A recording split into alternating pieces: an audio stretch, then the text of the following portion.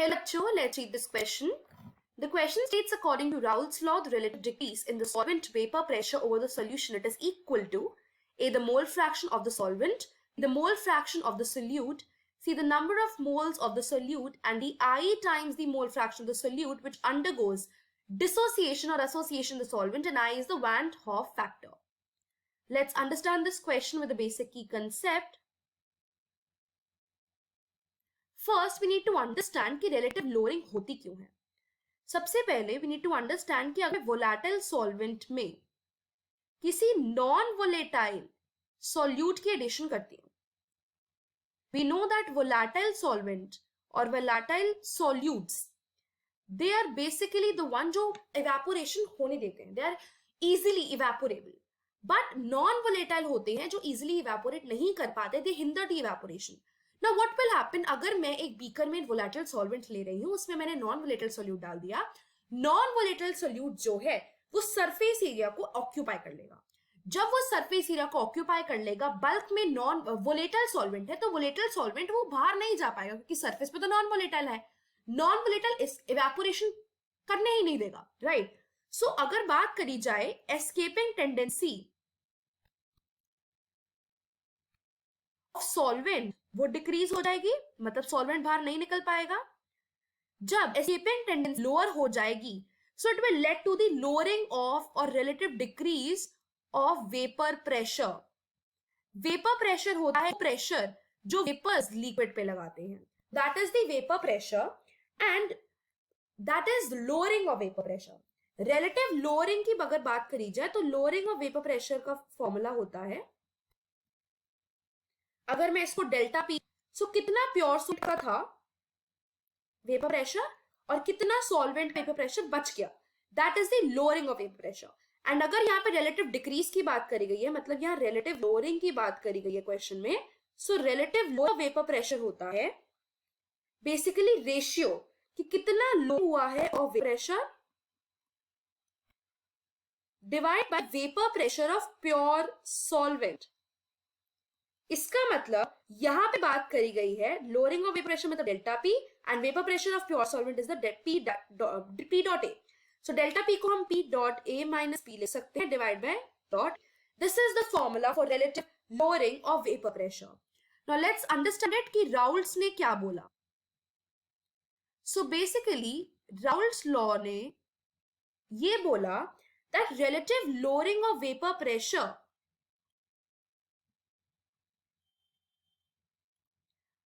वो directly proportional है सबसे पहले तो कितना amount of non volatile solute डाला गया, राइट,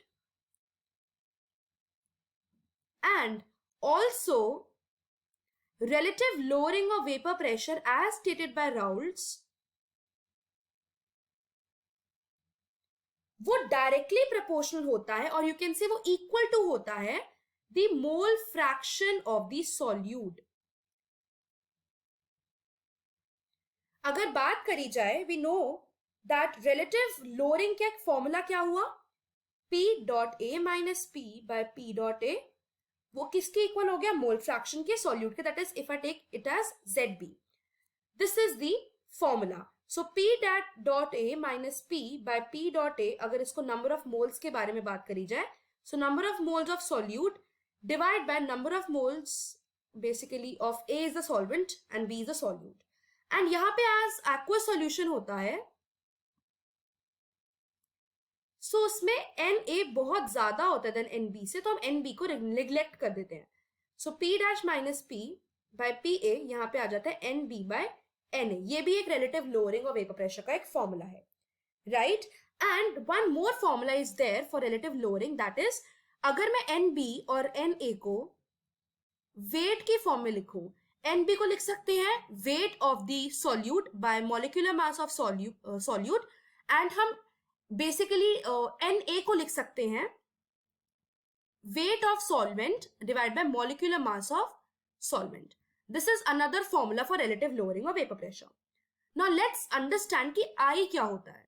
अगर सपोज एसोसिएशन हुआ, मतलब कुछ molecule during the course of reaction associate हो गए, एग्रीगेट बन गए. अब एग्रीगेट बनने से जो ओवरऑल पार्टिकल्स होंगे नंबर ऑफ, वो तो डिक्रीज हो जाएगा। And number of particles decrease होने से जो कॉलिगेटिव प्रॉपर्टीज हैं वो भी डिक्रीज हो जाएंगी।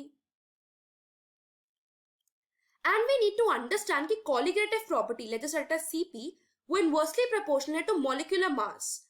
अगर Cp डिक्रीज होगा तो मॉलिक्यूलर मास भी डिक्रीज हो जाएगा। एंड हेंस बेसिकली एसोसिएशन से मॉलिक्यूलर मास इंक्रीज हो जाएगा, राइट। अगर डिसोसिएशन की बात करी जाए, कुछ मॉलिक्यूल डिसोसिएट हो गए, मतलब नंबर ऑफ पार्टिकल्स बढ़ जाएंगे,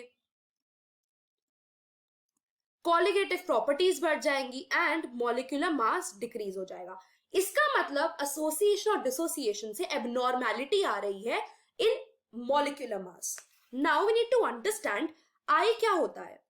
आई is the value of factor जो हमको बताता है कि कितना एक्सटेंट ऑफ एसोसिएशन और डिसोसिएशन हुआ है।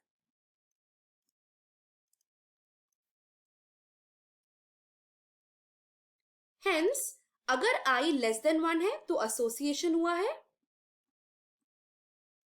अगर I ग्रेटर देन 1 है इसका मतलब डिसोसिएशन हुआ है। नाउ लेट्स फाइंड आउट कि अगर रिलेटिव लोअरिंग में करना हो so what will be the answer. अगर मैं रिलेटिव लोअरिंग को लिंक करूं with value of factor, so it will be equals to P dash A minus P by PA। यहां पे आ जाएगा I and x of B, that is the number of moles of, or you can say mole fraction of the solute. So we need to understand which is the correct answer.